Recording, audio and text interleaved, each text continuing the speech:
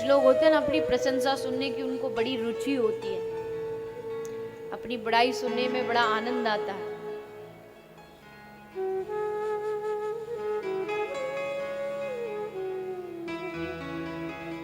कोई एक मूर्तिकार मूर्ति बनाता था और मूर्ति बनाने में बड़ा चतुर था। उसके हाथ में ऐसी कला थी कि इतनी सुंदर मूर्ति बनाता था कि लगे अभी मूर्ति बोल उठे। उसको पता चला कि कुछ ही दिन में उसकी मृत्यु होने वाली, यमराज काल उसे लेने आ रहा है। तो उसने मन में विचार किया, एक काम करता हूँ, अपनी जैसी और अनेक मूर्ति बना लेता हूँ, इतनी मूर्ति बनाता हूँ कि यमराज जी आके कंफ्यूज हो जाए कि असली कौन सा नकली कौन सा। थोड़ी सी उसको विद्या भी आती थी, श्वास रोकने की, वो भी सीख ली थी। अपनी जैसी उसने 9 और मूर्तियां बनाई, हूबहू वैसी आंखें, वैसी शक्ल, सब कुछ वही। वहां मूर्तियां खड़ी हो गई, उसके बीच में खुद खड़ा हो गया। अब यमराज जी आए, अब यमराज जी भी चक्कर खा गए, इतनी अच्छी मूर्ति थी। देख के असली कौन है नकली कौन है, सांस भी किसी में नहीं है।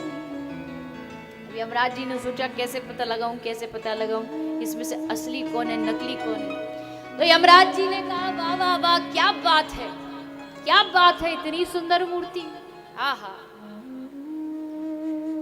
आज तक मैंने इतना अच्छा मूर्तिकार नहीं देखा जितनी अच्छी मूर्ति जिसने इनको बनाया है। कितने धन्य, कितने कितने कलाकार हाथ होंगे उस व्यक्ति के जिसने इन मूर्तियों को बनाया। काश मुझे मिल जाता तो मैं उसको एक अच्छा सा इनाम देता। तो बीच में से बोल पड़ा, मैं यही हूं। तो ब्रह्मा जी बोले, तू पहले चल मेरे साथ, फिर तुझे बताता हूं, इनाम तो मैं दूंगा तुझे। प्रशंसा सुन के गूंगा भी बोलने लग जाए, अपनी बड़ाई सुनकर तो। और यही प्रशंसा व्यक्ति के अंदर अभिमान को घर दे देती है। गजेंद्र भी चूर था अभिमान।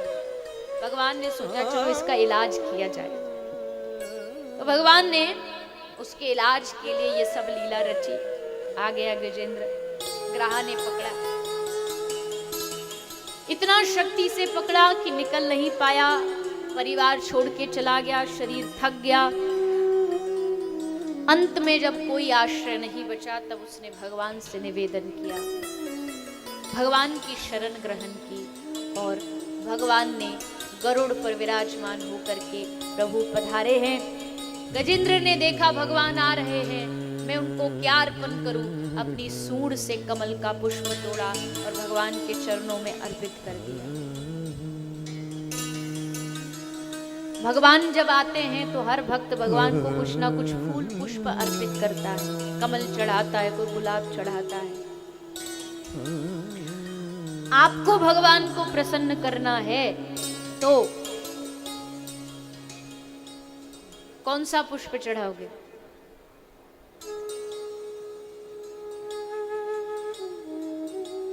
मैया कह रही है, ये तो मैया इमोशनल वाली बात हो गई, भाव वाली बात हो गई, प्रेम चढ़ाएंगे, दिल चढ़ाएंगे, ये बात सही है। लेकिन शास्त्रों ने बताया है कि भगवान को अगर चढ़ाना है तो 8 फूलों की माला बना के चढ़ाओ। कौन कौन से फूल हैं? तो शास्त्र कह रहे हैं, अहिंसा प्रथमम पुष्पम, पहला फूल, पहला पुष्प जिससे भगवान को माला बना के चढ़ाओगे, पहला पुष्प है अहिंसा। अहिंसा प्रथमम पुष्पम। आज गांधी बापू का दिन है और गांधी बापू हमेशा कहा करते थे कि अहिंसा ही मेरा धर्म है। हर जीव में भगवत बुद्धि रखना, भगवत मति रखना। भक्त कौन? जिसने माथे पर चंदन लगाया हो, गले में माला पहनी हो, ये वैष्णव की पहचान नहीं है। वैष्णव की पहचान क्या है? वैष्णव जन तो तेने कहिए जे पीर पड़ाई जाने।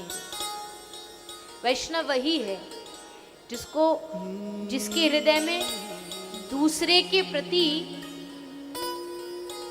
उसका हृदय एकदम कोमल होना चाहिए। कहीं किसी को दुखी देखे तो एकदम हृदय द्रवीभूत हो जाए कि मैं कैसे इसकी रक्षा करूं। कहीं किसी इंसान को दुखी देखे, कहीं किसी पशु पक्षी को दुखी देखे। अहिंसा प्रथमम पुष्पम, पहला पुष्प है अहिंसा। दूसरा पुष्प शास्त्र कह रहे हैं पुष्पम इंद्रिय निग्रह, यानी कि इच्छाओं का कम होना, कम इच्छा होना, ये दूसरा पुष्प है जो हमें भगवान को अर्पित करना। पुष्पम इंद्रिय निग्रह, मतलब अपने हृदय में कम की इच्छा रखना, जो है उसमें संतोष रखना, उसमें आनंद रखना। आगे कहते सर्वभूत दया पुष्पम, सब में दया की भावना रखना, ये तीसरा पुष्प है। सब में दया, जो अभी कहा वैष्णव जन तो तेने कहिए, जीव मात्र पे दया, चाहे वो छोटा जीव हो या पशु, बड़ा पशु हो। आज धीरे धीरे हमारे भारतवर्ष में बहुत तेजी से मांसाहार बढ़ रहा है। आजकल के बच्चे, आजकल के तथाकथित मॉडर्न लोग जो समझते हैं कि हम बड़े हाई सोसाइटी वाले लोग हैं और हम अगर मांसाहार नहीं खाएंगे तो हमको बड़ी नीची नज़र से रहना पड़ेगा कि अरे ये तो पुराने ज़माने का है। ऐसा नहीं होना चाहिए। हमारा देश तो सुबह उठ कर के हर घर गाय को घास खिलाने वाला देश, अगर उस देश में पशुओं को मारा जाए तो इससे बड़ा कलंक देश के लिए कोई नहीं हो सकता। इसलिए मांसाहार से हमें बचना है, अपने बच्चों को बचाना है, आगे आने वाली पीढ़ी को मांसाहार से बचाना है, पशु हत्या को रोकना है। कोई भी पशु, छोटे से छोटा पशु। आप लोग, मुझे नहीं लगता आप जो यहाँ बैठे आप मांसाहार खाते होंगे, लेकिन कई बार हम भी पशु हत्या में अपना सहयोग करते हैं। जैसे कभी कभी अधिकतर लोग क्या करते हैं, कोई मच्छर आ गया तो क्या किया,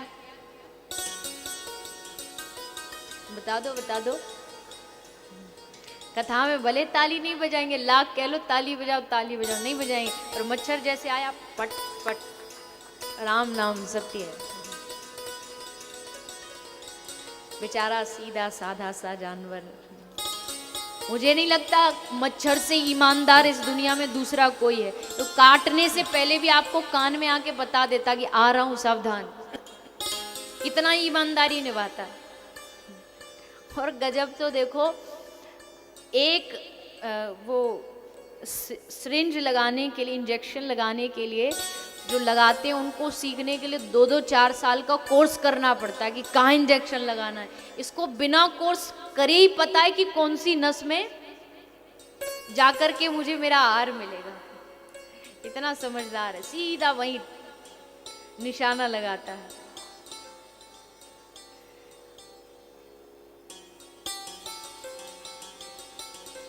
कहने का अर्थ, ये तो सिर्फ आनंद की बात है, लेकिन कहने का अर्थ है कि उसमें भी जीव है, उसमें भी आत्मा होती है।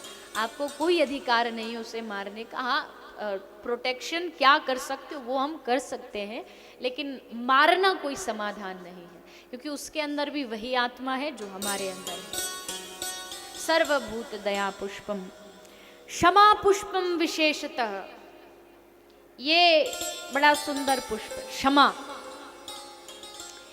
ये खासकर माताओं के लिए है, और माताएं भी वो जो सास बन गई हैं, ये उनके लिए है। क्षमा पुष्पम विशेषतः। घर में बहू से कभी गलती हो जाए, कुछ गलती से बेचारी से कुछ गड़बड़ हो जाए, तो इस पुष्प को याद रखना कि क्षमा पुष्पम विशेषतः, क्षमा करना सीखी। ये नहीं कि लेकर के दुर्गा का रूप धारण कर लिया, तूने किया कैसे है, मायके से यही सीख के आई है तू।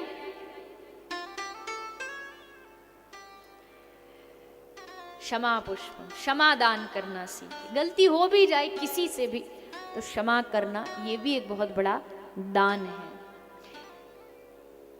क्षमा पुष्पम भगवान को समर्पित करें। फिर कहा ध्यान पुष्पम, ध्यान के द्वारा, तपम पुष्पम, तप के द्वारा, और अंत में कहा ज्ञान पुष्पम तथैव च, ज्ञान रूपी पुष्प भगवान को समर्पित करें।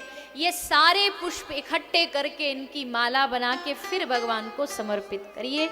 ये भगवान का सच्चा आदर और भगवान का सच्चा सम्मान है।